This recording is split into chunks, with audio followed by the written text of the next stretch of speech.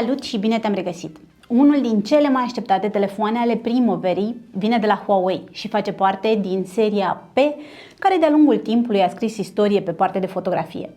Ei bine, în 2024, seria P se transformă în Piura și aduce pe piață 3 telefoane, Piura 70, Piura 70 Pro și vârful de gamă al acestei serii, Piura 70 Ultra, care vine echipat cu tot ce a avut mai bun de oferit producătorul. Prima cameră cu senzor de 1 inch de pe un telefon Huawei, senzor retractabil, este frumușel, rezistent, cu un ecran OLED super luminos și, nu în ultimul rând, ocupant al primei poziții din clasamentul specialiștilor de la DxOMark în ceea ce privește camera. Acesta este telefonul pe care l-am tot testat și noi în ultima săptămână. L-am întors pe toate părțile și am vrut să aflăm tot ce are de oferit, care sunt capitolele la care excelează, unde mai este de lucru și, dacă ne convinge, să scoatem din buzunar nici mai mult, nici mai puțin de 7500 de lei. Și înainte de a trece la treabă, te invit să te abonezi la acest canal de tehnologie și să apeși clopoțelul de notificări ca să nu ratezi niciunul din materialele noastre. Revenind la telefonul cu cea mai bună cameră a momentului, iată cum vine ambalat. Spre deosebire de trendul cutiilor minimaliste, fără accesorii care să însoțească telefonul, în cazul de față avem de-a face cu o cutie generoasă care găzduiește la interior telefonul, un cablu de alimentare USB-C la USB-C, un încărcător fast charger de 100 de W care îți permite să-l folosești atât cu cablu USB-C cât și cu cablu USB-A, însă nu simultan, porturile fiind foarte apropiate. Iată că dacă majoritatea producătorilor au renunțat să mai adauge încărcătorul în cutie, aici nu doar că avem un încărcător prezent în cutie, ci unul cu o viteză de încărcare impresionantă. Totodată în cutie mai găsim și o husă premium, minimalistă, cu un design în același ton cu telefonul. Aș fi preferat ca aceasta să îmbrace toate marginile telefonului, însă probabil s-au bazat pe faptul că avem de-a face cu un telefon rezistent la șocuri și nu are rost să vină cu o husă de dimensiuni prea mari care i-ar știrbi frumusețea. Telefonul vine chiar și cu folie pe ecran, deși oricum are un ecran protejat cu sticlă cunlun, cunoscută pentru rezistență și șocuri la zgârieturi. În ceea ce privește designul telefonului, ei bine, aici avem de-a face cu un telefon foarte diferit de seria P. Huawei demonstrează încă o dată că nu duce lipsă de creativitate, lansând o serie de telefoane pe care este imposibil să o confunzi cu concurența. Piura 70 Ultra este un telefon superb, elegant, o construcție solidă, un smartphone bine închegat ce strigă premium din orice unghi l-ai privi. Este ușor curbat pe margini, cu un ecran suficient de generos, chiar și pentru cei mai pretențioși. Spatele, realizat din piele ecologică, se simte bine la atingere. Nu e deloc alunecos, ba chiar are o aderență foarte bună. Iar această textură din piele îmi place foarte tare. Mă duce cu gândul la gențile brandurilor cunoscute. Scăpăm de amprentele inestetice, dat fiind că nu mai avem sticlă. Bine, nu și pe modulul de camere, care este destul de generos și bine ieșit în relief, cu suprafețe lucioase, care, spre deosebire de frații mai mici ai telefonului, în partea de jos este completat de această nișă metalică cu logo-ul Xmig. Rama este realizată din aluminiu și are o grosime de 8,4 mm. Este cu doar un fir de păr mai gros față de al meu P60 Pro, însă fiind un telefon robust, este puțin mai greu, 226 de grame versus 200 de grame.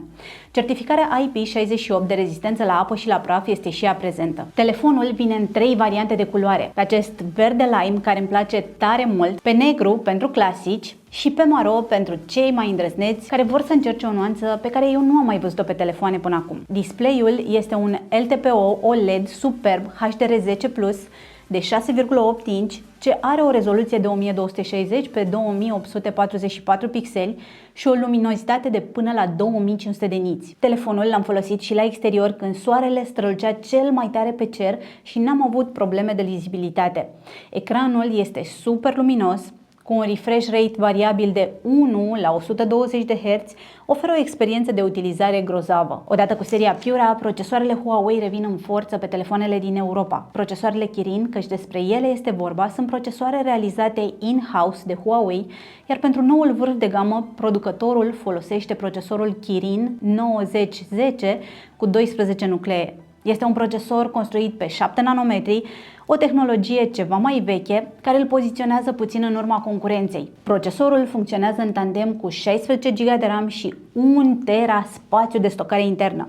Nici pe laptop eu nu am cifrele astea. Pe partea de gaming, Piura 70 Ultra se descurcă binișor. Eu am testat Subway Surfers și totul a fost ok, însă vorbim de un joc cu o grafică mai puțin solicitantă. Am încercat să joc și Asphalt 9, însă din păcate pe telefonul acesta nu funcționează. În schimb, aplicațiile se deschid instant, totul funcționează impecabil în utilizarea lui, așa cum te-ai aștepta de la un telefon de top. Am rulat și ceva teste de performanță și spre surprinderea mea, deși nu obține rezultate de invidiat, telefonul nu se încinge. Abia dacă s-a încălzit ușor, iar aici se vede experiența Huawei în ceea ce privește integrarea hardware și software. Și hai să vorbim și despre aplicațiile Google. Funcționează sau nu pe telefoanele Huawei? Știm cu toții că din 2019, de când serviciile Google au fost blocate pe aceste device-uri, au apărut o mulțime de metode prin care utilizatorul să se poată bucura iarăși de ele. Chiar recent am prezentat și noi aici pe canal cea mai nouă metodă prin care poți instala serviciile Google nativ pe telefoanele Huawei. Important de reținut, această metodă este cea mai sigură și mai apropiată de experiența redată de un telefon care vine cu serviciile Google la bord. Această metodă funcționează începând cu seria de telefoane Nova 12, adică de curând, așa că o putem folosi și pe telefoanele din seria Piura 70 și cât de curând pe telefoane mai vechi, cel mai probabil atunci când acestea vor primi update la MUI 14.2. Metoda este extrem de ușor de implementat. Tot ce trebuie să faci este ca atunci când ai început configurarea telefonului, să descarci prima dată din App Gallery una din aceste 30 de aplicații care funcționează ca trigger pentru microG. Poți instala YouTube, Waze, WhatsApp, Drive, tu alegi. În momentul în care descarci prima aplicație, se instalează în mod automat microG. Vei vedea un mesaj prin care ești informat de acest aspect. Ce este acest microG? Este o implementare gratuită de aplicații și servicii ce își propune să elibereze dispozitivele cu Android de sub dominația Google.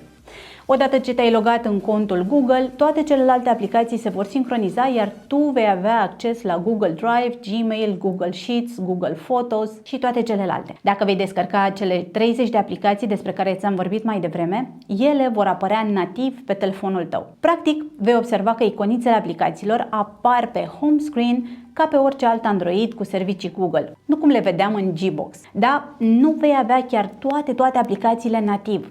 Însă, pentru celelalte, păstrăm Gbox, care ne permite să accesăm Google Play și de aici să descărcăm aplicațiile dorite. Ba chiar și din Gbox vom avea aplicații care vor apărea nativ pe telefon, cum este Fashion Days, de exemplu. Iar avantajul acestor aplicații este faptul că vor primi notificări real-time. Mai nou, funcționează și plata cu telefonul pentru cardurile PluxyPay sau ING Pay. Google Wallet nu este disponibil, însă acesta nu mai este un impediment pentru a face plata cu telefonul. BTP funcționează de ceva vreme, iar aplicațiile de banking care nu funcționează direct le poți folosi cu Curve. Am testat WhatsApp, Waze, Disney+, YouTube, aplicații de editat precum CapCut, InShot și toate au funcționat ok. Dacă vrei să te joci cu inteligența artificială, cu ChatGPT 4 mai exact, o poți face gratuit instalând aplicația Copilot de la Microsoft.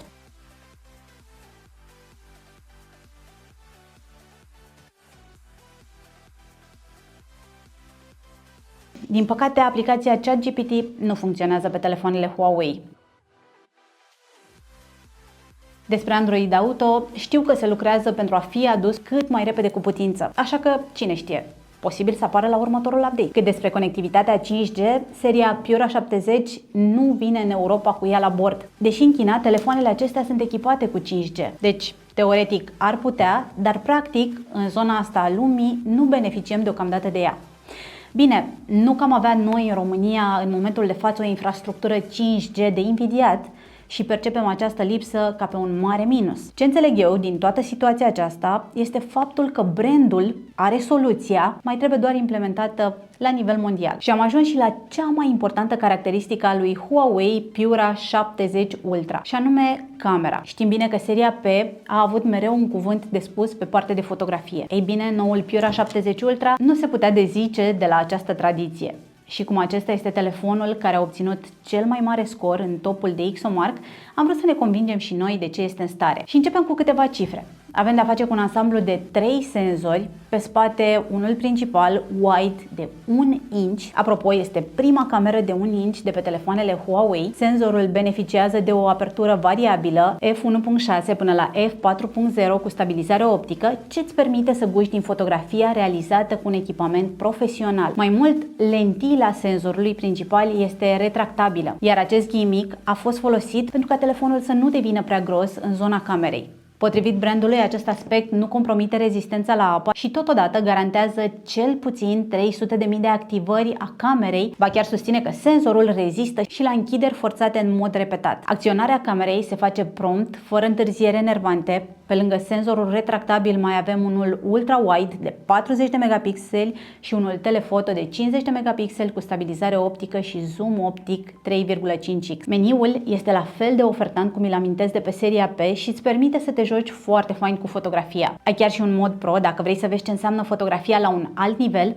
În plus, ai o mulțime de filtre care să te ajute să scoți ce e mai bun dintr-un cadru. Fotografiile în condiții optime de luminozitate sunt bune, chiar foarte bune, culorile sunt corect calibrate, realiste, nu se exagerează cu ele. Cerul este redat așa cum trebuie, contrastul este bun, luminozitatea ok, iar nivelul de detalii este impresionant. E adevărat, și postprocesarea cu AI își face treaba ulterior și corectează anumite imperfecțiuni. Aici mi s-ar fi părut mai corect să-ți ofere posibilitatea de a salva fotografia ca atare, adică exact ce ai văzut atunci când ai apăsat pe shutter, sau să salvezi fotografia post-procesată. Chiar și pe zoom fotografiile sunt bune. E adevărat, de la 9-10x în sus încep să se piardă din detalii. Zoomul 100x nu știu cât îl vor folosi, căci aici deja claritatea este redusă destul de mult, însă de apreciat este faptul că ajungi acolo unde cu ochiul liber nu reușești. Ba chiar la un zoom 50x am putut vedea aici numărul autoturismului, ceea ce zic eu nu e rău deloc. Portretele sunt bune. Efectul de bokeh este plăcut, iar delimitarea între subiect și background se face foarte bine. Chiar și firele de păr răslețe sunt surprinse bine. Și dacă în condiții optime de luminozitate majoritatea telefoanelor se descurcă bine, adevărata provocare se dă în lumina slabă, acolo unde este mai greu pentru un senzor să surprindă claritatea elementelor. În cazul lui Huawei Pura 70 Ultra, situația se prezintă în felul acesta. În fotografia aceasta se poate vedea pământul scuturat pe lângă ghiveci, chiar și sârma cu care este închegată trăsura decorativă. Mai las aici câteva cadre ca să-ți poți face o părere despre calitățile acestui telefon pe partea de fotografie în condiții de luminozitate scăzută.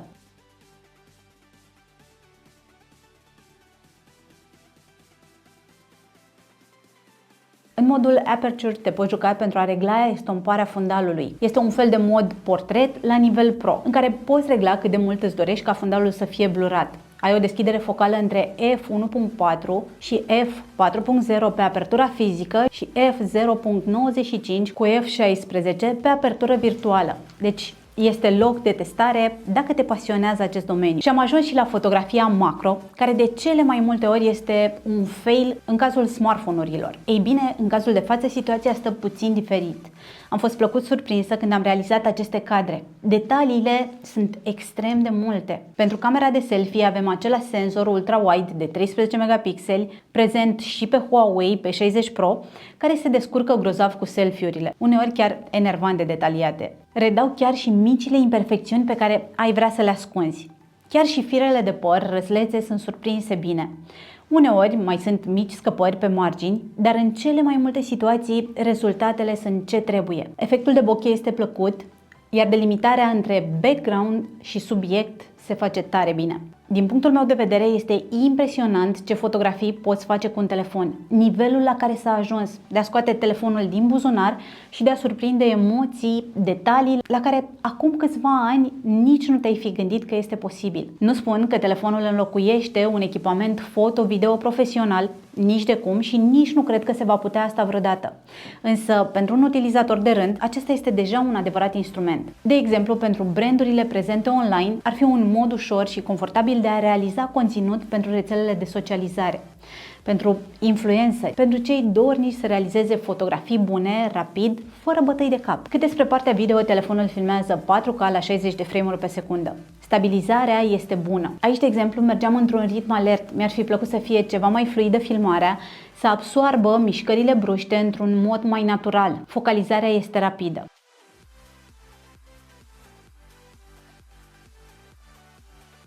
Nu avem filmare 8K nici pe această serie, însă părerea mea este că decât un senzor mic 8K, doar ca să dea bine în specificații, mai bine un senzor 4K din care scoatem potențialul maxim. Și am ajuns și la autonomie. Telefonul vine cu o baterie generoasă de 5200 de mAh care îi asigură puțin peste o zi de utilizare. Cel puțin eu atât am reușit în perioada de testare, dar l-am și folosit destul de mult. Aș spune că mai mult decât un utilizator obișnuit. M-am jucat, am instalat o mulțime de aplicații, am rulat conținut pe YouTube, teste de performanță. Nici procesorul nu este cel mai eficient din punct de vedere al consumului de energie, dar chiar și în condițiile acestea, faptul că telefonul vine cu un încărcător de 100 de W face ca alimentarea lui să fie super rapidă. Doar un minut l-am încărcat și am adăugat 5% bateriei. Nu durează mai mult de o jumătate de oră să-l alimentezi complet.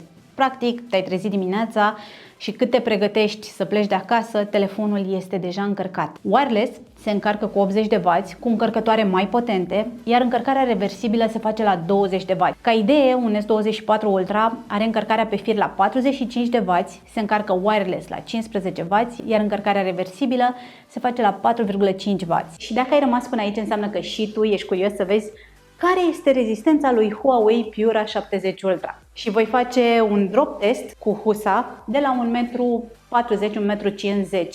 Eu am 1,62 m, deci dacă îl scap de undeva de aici, presupunând că ne cade din mână, hai să vedem ce se întâmplă.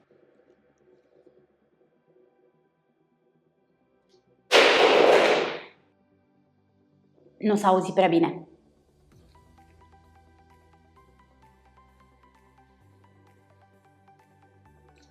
N-a pățit nimic.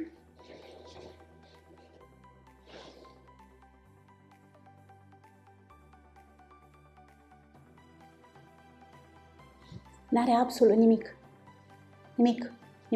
Nimic. Pentru cel de-al doilea drop test, hai să-i scoatem husa. Hai să vedem ce se întâmplă. Și îl scăpăm tot de la aceeași înălțime. Îl ținem în mână. A picat pe ecran.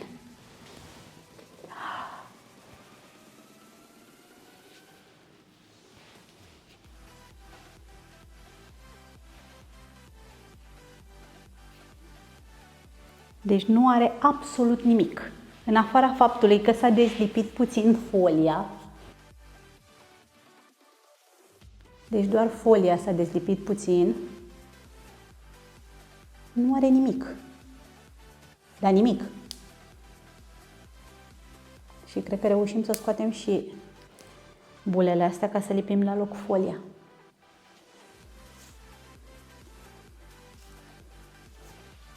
Foarte tare. Nimic.